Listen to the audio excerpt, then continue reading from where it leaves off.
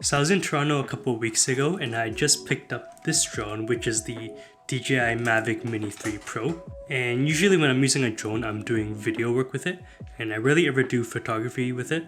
But I saw a couple inspiration posts on Instagram, so I decided to take it out for a spin. And this photo here is in Nathan Phillips Square, and this is one of my favorite photos of the night. And I'm going to be going over my editing process with it and hope I can teach you something. So this is my starting base for this photo, and again this was shot in Nathan Phillips Square at nighttime. And my first steps when editing a photo is always to start with the general exposure and white balance, because I want to get the picture into a more neutral place before I start working on color grading and adding my stylized look to it. So looking at this picture, I think that's a little bit too warm, so I'm going to bring the temperature down a little bit. And right now I'm kind of just eyeballing these numbers because you can always just go back and edit them later. So I think it's a little bit too green. I'm going to bump up the tint a little bit, somewhere around here. And in nighttime, with all the bright lights in the building and the dark shadows, it's pretty contrasty, so I'm going to take out a little bit of contrast because I can always add it back in later. Looking at this part down here, it's a little bit overexposed, so I'm going to bring it down just a tad. I'm going to bring up the shadows a little bit to try to get back some details in the buildings, bring up the whites a tiny bit, and then bring the blacks down probably somewhere around here. I like to add a little bit of texture and clarity, just to add a little bit of sharpening. Since I took out some contrast up here, I'm going to add some contrast back in the tone curve. So I usually like to put a point somewhere around here in my shadows, and I'm going to bring up my blacks just a tiny bit to give it a little bit of a fade. And I'm going to bring up my midpoint a little bit and bump up my highlights just a little bit more.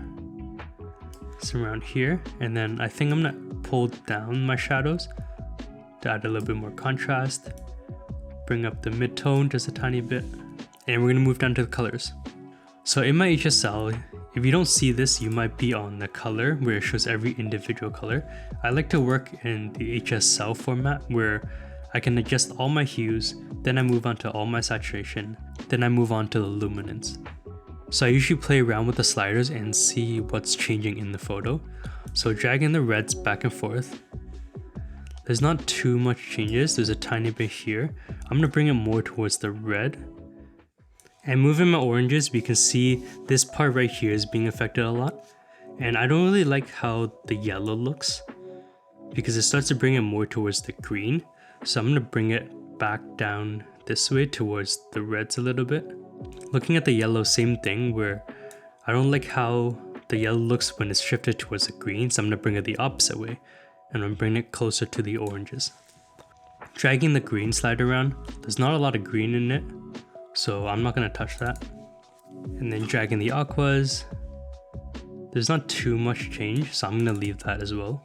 Dragging the blues, we can definitely see that the blues are being affected a lot. And I'm going for more of a teal and orange look, but I don't want to bring it all the way down where I overdo the orange and teal look. So I'm going to bring it back down just a tiny bit, somewhere around here. Looking at the purples, I'm going to bring it back down towards the blue, somewhere around here. And then playing with the magentas, we can see it's affecting here a lot, and I want to bring it more towards the reds, somewhere around here. Looking back at it, I think there's still a little bit too much yellow, so I'm just going to crank that all the way to orange and just get rid of that green completely. Onto the saturation, I'm going to do the same thing and just play around with the sliders. I'm going to bring down the reds and oranges a little bit, I think, somewhere around here. I don't like how the yellow looks, so I'm probably going to bring it all the way down. Greens, there wasn't a lot in the photo, so I'm not going to touch that. Same with the aquas, there wasn't too much, so I don't really have to mess with that. Blues, I think I'm going to bring down just a tiny bit. Purples, I think I'm just going to leave it here. And I think magentas, I'm just going to leave in the middle as well. Finally, moving on to the luminance, I think the only thing I want to do here is bring down the blues here a little bit. So I'm just going to drag that down a tiny bit. Somewhere around there looks good. Next, in the color grading tab, this is where you can add a more stylized look. And I'm going to add some blues into my shadows. I usually like to just crank up the saturation all the way. just so it's easier for me to see what colors I'm working with. And I'm gonna drag this outer circle here and see what looks good. Probably somewhere around here looks good. So I'm gonna bring back down the saturation and then bring it up a little bit, maybe around there. And you can see that when I turn this on and off, it just gets rid of some of the warmth that's in the shadows. I do want to add a little bit of colors in the highlights. So same thing, I'm gonna crank up the saturation all the way, drag this circle around, maybe somewhere around here. I'm gonna drag down the saturation again, maybe somewhere around here looks good to me. And when I turn this on and off, you can see how much it's affecting the image.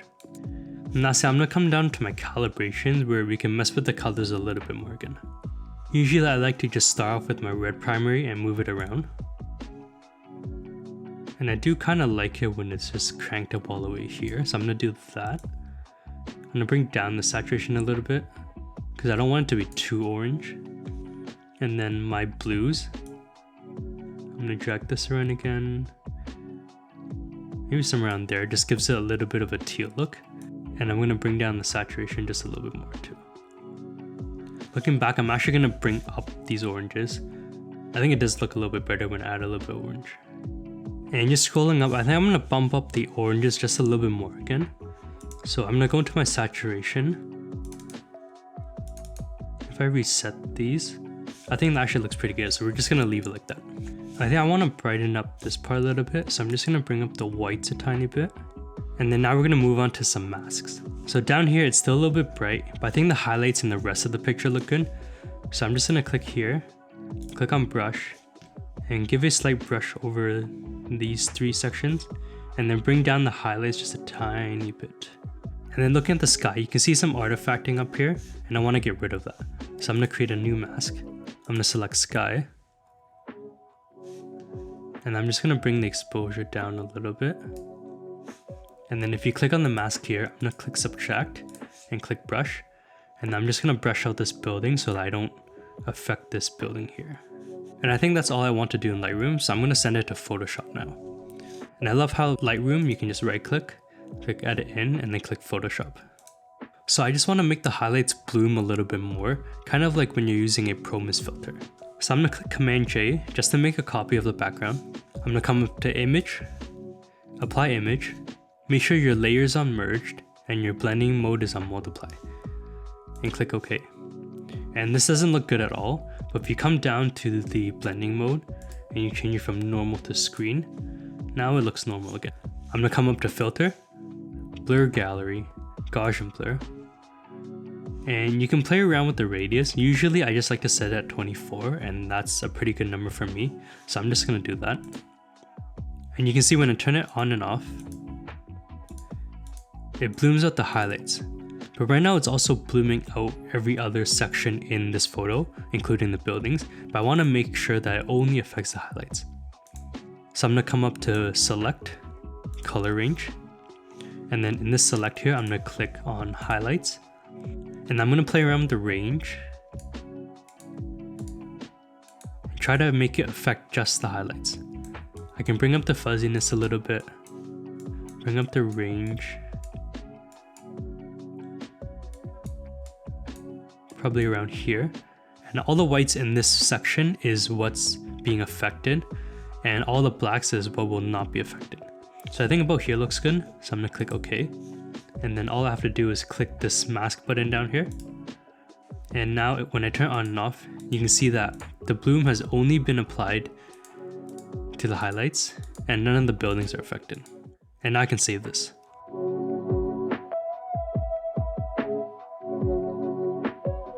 And the great thing about this is now you can copy your base settings and apply it to another picture that's similar. So if I come back to this original photo and I do Ctrl+C, I can copy this. And if I come over to this photo, I can do Command+V. And instantly right off the bat, this gives me a really good starting base. And then after a bit of adjustments, we end up with this photo. And that's it for this tutorial. I hope this video has helped you out with some editing. Hopefully you've learned something that you didn't know before. If it has, be sure to drop a like, subscribe, and hit that bell notification button to get notified every time I post new videos. Have a great day, and I'll see you in the next video. Peace!